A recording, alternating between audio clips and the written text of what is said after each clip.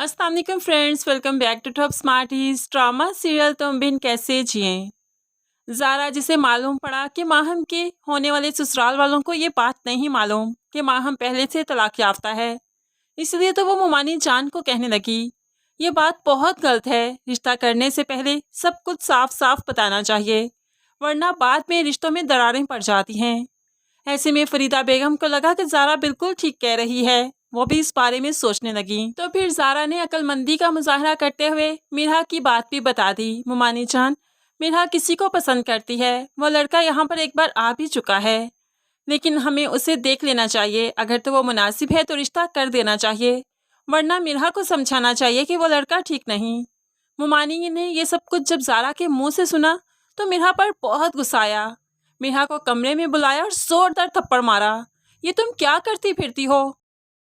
खबरदार, आइंदा तुम उस लड़के से मिली तो मुझसे बुरा कोई नहीं होगा। मिरहा तो रोने लगी और ज़ारा ने भी ये एक्सपेक्ट नहीं किया था कि इस तरह से मुमानी जान मिरहा को मारेंगी।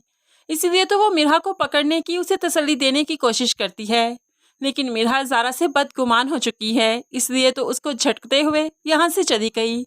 अब ज़ारा परेशान है कि वो मिरहा की बदगुमानी कैसे दूर करे। मिरहा अपने कमरे में जाकर ज़ारो कतार रोती है, जिसकी वजह से माहम को बहुत अच्छा लगा और उसे मौका मिल गया मिरहा को ज़ारा से मज़ीद बदगुमान। अब माहम अपनी बहन से कहने लगी, देखा, तुमने उसे राजदार बनाया, हालांकि मैं तुम्हारी बहन थी, तुमने मुझे कुछ नहीं बताया। अब तुम समझ चुकी हो ना कि ज़ारा हमारी खुशियों से जलती है।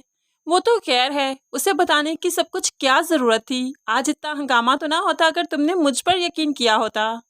अब मिरहा को वाकई लगा कि माहम बिल्कुल ठीक कह रही है, इसलिए तो वो अब माहम के साथ मिल जाएगी और ज़ारा को इस घर से निकालने में लग जाएगी। दूसरी तरफ माहीन ने जो डोली को थप्पड़ मारा था, वो मामला अभी तक ठंडा नहीं हुआ, बल्कि अब तो सारी बात बड़ों में आ चुकी है। माहीन के माँ बाप को जब मालूम पड़ा तो बहुत गुस्से में हैं कि माहीन को तो ज़रूर डोली से माफ़ी मांगनी चाहिए।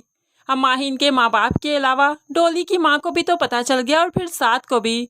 साथ तो बहुत गुस्से में है। तो ऐसे में डोली की माँ बेटे को समझाती है, बेटा वो लड़के वाले हैं, कुछ तो ख्याल करो, कुछ उल्टा सीधा मत बोलना उनके सामने, जो हो गया सो हो गया। ऐसे में साथ अपनी माँ को याद करवाता है, अच्छा वो लड़के वाले हैं तो हम भी लड़के वाले हैं। मैं ये हरगिज़ बर्दाश्त नहीं करूँगा कि वो मेरी बहन के साथ ऐसा सलूक करें और मैं अली की बहन को लाकर उससे प्यार मोहब्बत से रहूँ। ऐसा नहीं चलेगा अम्मी जान। अब तो साथ ने सोच रखा है कि आर या पार अभी करना है। जैनी को जब मालूम पड़ा वो भी बहन से लड़ती है, तुम जानती हो इसका क्या अंजाम हो सकता है। डोली का घर बर्बाद करना चाहती हो, बदले में मेरा भी घर बर्बाद होगा। क्या तुम्हें मालूम नहीं, हमारा वटा सट्टा है। अब तो माहीन को इतना मालूम ही नहीं था कि बात इतनी दूर तक जाएगी, वरना कुछ ख्याल वो कर ही लेती। साथ जो कि बहन की बेइज्जती की वजह से बहुत परेशान है, गुस्से में है, इसीलिए तो वो जैनी से मिलता है और फिर उसे दो टोक कह दिया, ये रिश्ता नहीं चल सकता, मैं इस मंगनी को तोड़ना चाहता हूँ। जहाँ मेरी बहन की इज्जत नहीं, वहाँ मैं शादी नहीं कर सकता, उस घर में मैं नहीं दूल्हा बनकर जाऊँगा, इसलिए तुम हमारी मंगनी को ख़त्म समझो। जैनी तो बुरी तरह से टूट जाती है, साथ से बात करने की कोशिश करती है, उसे समझाने की कोशिश करती है, लेकिन साथ इस वक्त इतना गुस्से में है, किसी की बात नहीं सुनेगा।